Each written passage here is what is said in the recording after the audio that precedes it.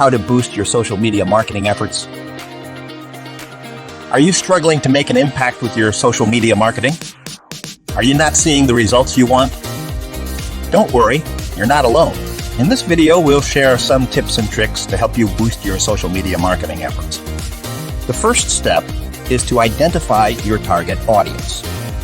Who are they? What are their interests? Once you know who you're targeting, you can create content that appeals to them. Make sure your content is engaging and visually appealing. Use high-quality images and videos to grab your audience's attention. And don't forget to include a call to action in your posts.